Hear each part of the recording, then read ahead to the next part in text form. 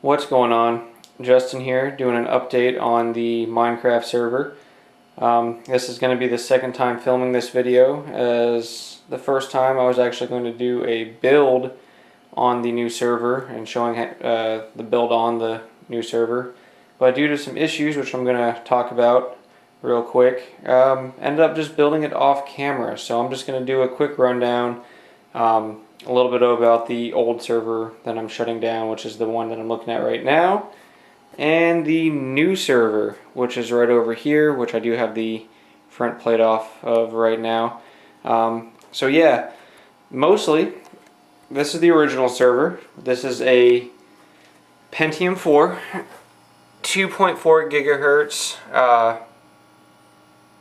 CPU with a 1.25 gigs of RAM. This is an old Dell system that I had built from just spare parts, something like that. This server did pretty decent, and for someone out there that's just looking to build a server for themselves, for a couple buddies, not a whole bunch of people, you can still get by with this. I do not recommend going any lower than that. 1.25 gigs is pretty low. You might want to go a little bit more than that even. But you won't be able to handle much more than like 4 people. Just enough for like you and a friend, a couple people, just kind of play around. Nothing too serious. This was not holding up to things that my friends and I needed, so went ahead and built a new system, which is going to be this rig right here. This machine right here will actually be a 3.4 dual core 775 chip with 4 gigs of RAM. I'm just going to go into the properties real quick. Alright. So yeah, 4 gigs of RAM. Running on, unfortunately I have to do a 32-bit odd rung system on this computer. I normally would recommend 64. This is on Windows 7. The old server is on Windows XP. Usually I'd recommend XP if you're building your own server, just because it takes up less memory to run, but I am very lazy, and 7 has a lot of updates already built into it, and a lot easier to just plug things in and go, so I'm a bit lazy. I probably would recommend XP to save some memory for your server itself. Now you will see this is getting a very low rating. Don't mind that, that's because of the gaming graphics, which I really don't need graphics since you're not actually really viewing anything on screen. The processing power and memory is more what I'm concerned with, as the computer itself will be running the map for other PCs.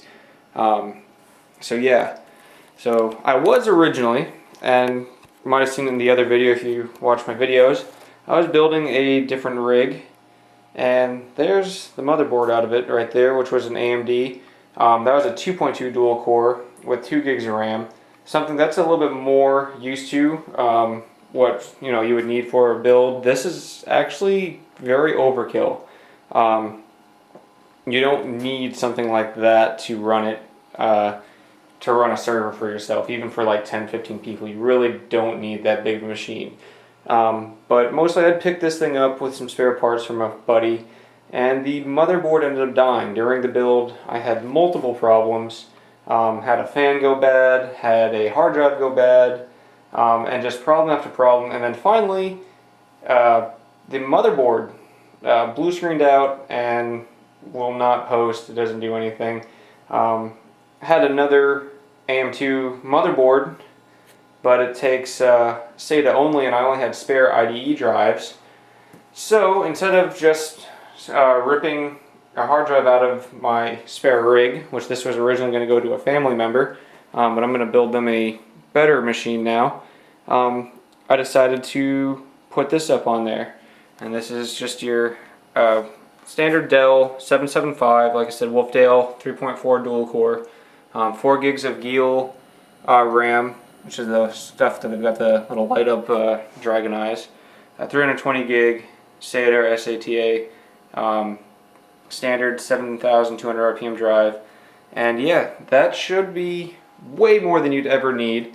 I'm not going to show any of the programming stuff as of yet. There's a lot better places to find like how to set up your own server program on YouTube.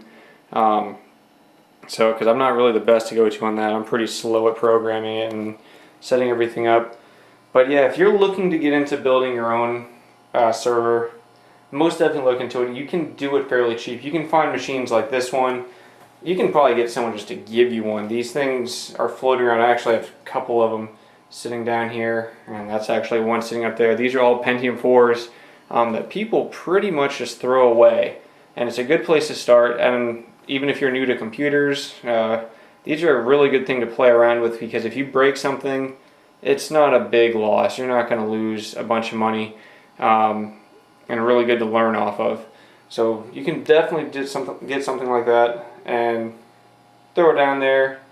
You know, have some fun with your buddies, and you know, if it starts fucking up, then you can upgrade.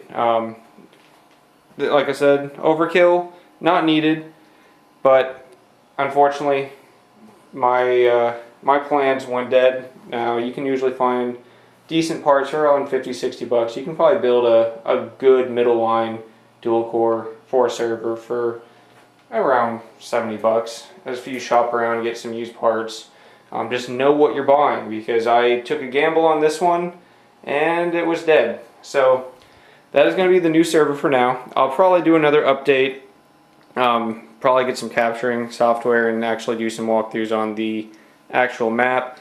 Might give out the IP or the server address so that maybe a few other people can join up. As I've now got plenty of room, this should be able to handle quite a few people with ease. Might throw a graphics card in there just to take some load off of the RAM, but it's really not needed. But yeah, that is the update for now, and we'll probably be coming up next with the i7 build. And yeah, take it easy.